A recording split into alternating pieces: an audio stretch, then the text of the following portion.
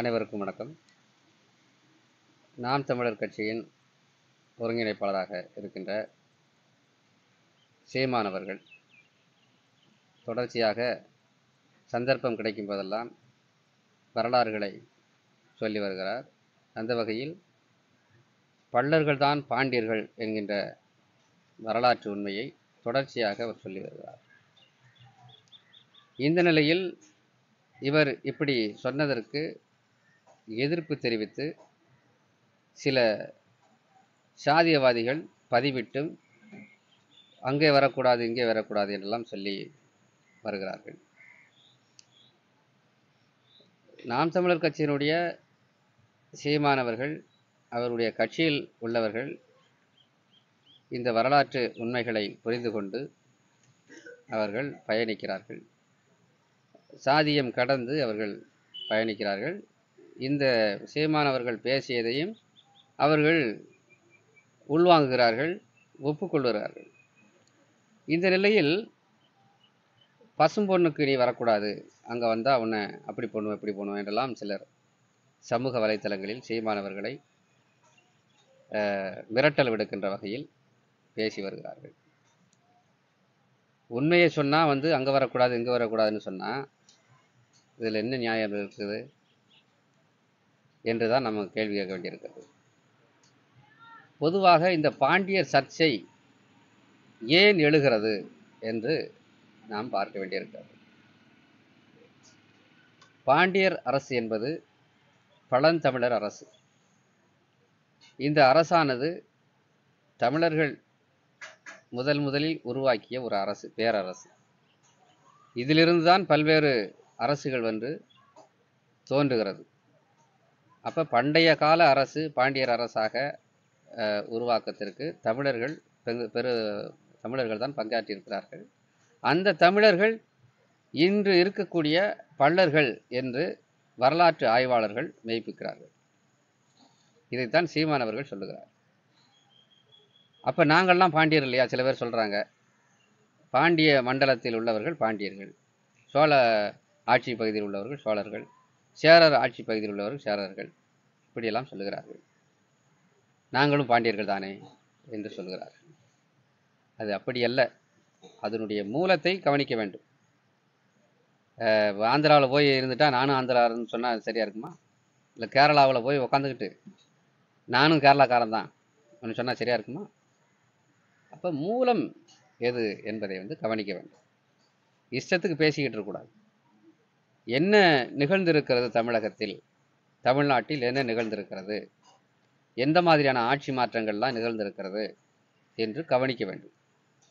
அந்த வகையில் இங்கு ஒரு 14ஆம் நூற்றாண்டுகளுக்கு பிறகு 12ஆம் நூற்றாண்டுகளிலே தொடங்கிருச்சு. பிறகு தெலுங்கர்களுடைய ஆதிக்கம், தெலுங்கு படையெடுப்பு, விஜயநகர படையெடுப்பு நடைபெறுகிறது. முற்றுமுழுதாக தமிழர்களுடைய ஆட்சி முறை தகர்ந்து விடுகிறது. இப்படி தமிழர்களுடைய ஆட்சி முறை காலங்காலமாக படையெடுப்புகளில் சிக்கினாலும் தமிழர்கள் மீண்டும் மீண்டும் உருவாகி வெற்றி பெற்றிருக்கிறார்கள், தன்னுடைய ஆட்சியை தக்க வைத்திருக்கிறார்கள். ஆனால் இந்த முறை தக்க வைக்க முடியவில்லை. விஜயநகர படையெடுப்பின் கீழ் தமிழகம் வந்த பிறகு அவர்கள் பாளையப்பட்டுகளாக பிரித்து சாதிய சூழல்களை இங்கே மேலோங்கி அதனுடைய முரண்பாடுகளை பயன்படுத்தி ஆட்சியை பிடிக்கிறார்கள், ஆட்சியை நகர்த்துகிறார்கள். பிரிட்டிஷ்காரனும் அதற்கு தகுந்தாற்போல் உள்ளே வந்துடுறான். பிரிட்டிஷ் வந்த உடனே பிரிட்டிஷுக்கும் அவர்களுக்குமான அந்த முரண்பாடுகள், இதில் தமிழர்கள் முற்றுமுழுதாக நசுக்கப்படுகிறார்கள். இதில் எந்திரிச்சு அடிக்கவே முடியலை நம்ம. அப்போ இந்த மாதிரியான காலகட்டங்களில் இப்பொழுது பாண்டியர்கள் என்று சொல்லிக்கொண்டு நாங்கள் தான் அப்படி இப்படின்னு சொல்லிக்கிறாங்களே, இவங்கள்லாம் அந்த தெலுங்கு மன்னர்களுடைய ஆட்சி முறைக்கு துணை போனவர்களாக இருக்கிறார்கள். இதைத்தான் கவனிக்கணும். அப்போ ஒரு பாண்டியர் ஆட்சி முறையில் இருந்தவர்கள், பாண்டியர் அரசை சேர்ந்தவர்கள், மரபை சேர்ந்தவர்கள் இன்னொரு ஆட்சி முறைக்கு துணையாக இருக்க மாட்டார்கள். இதைத்தான் நான் சொல்ல வேண்டியிருக்கு. இதைத்தான் உன்னிப்பாக கவனிக்கணும்.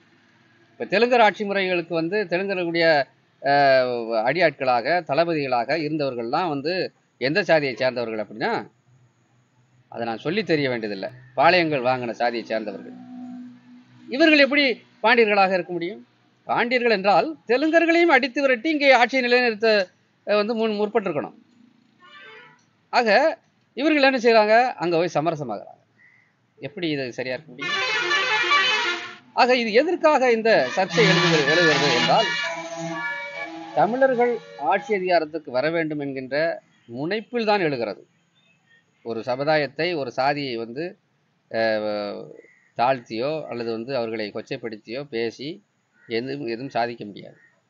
ஆனால் இன்றைக்கு என்ன தேவை இருக்கிறது? தமிழ் தேசிய இன விடுதலை இன்றைக்கு மேலோங்கி வருகிறது. அந்த மேலோங்கத்திற்கு துரோகம் இழைத்தவர்கள் மீண்டும் துரோகம் இழைத்துவிடக்கூடாது என்பதற்காகத்தான் இந்த பாண்டிய சர்ச்சை உருவாகிறது. இதைத்தான் நாம் உன்னிப்பாக கவனிக்க வேண்டும். இந்த சாதியை சார்ந்தவர்கள், அந்த சாதியை சார்ந்தவர்கள் பாண்டியர்கள் என்பது ஏற்புடையதல்ல தான், அதில் மாற்று கருத்து இல்லை. ஆனால் இன்றைக்கு வரலாறு எப்படி இருக்கிறது? தெலுங்கர்களுக்கு துணை போனவர்கள் இன்றும் இந்த திராவிட கட்சியில் ஆதிக்கத்தில் இருக்கக்கூடிய தெலுங்கர்களுக்கு துணை போகக்கூடியவர்களாக தானே இருக்கிறார்கள். திராவிடத்தை தூக்கி பிடிக்க எந்த சாதி தூக்கி பிடிக்குது?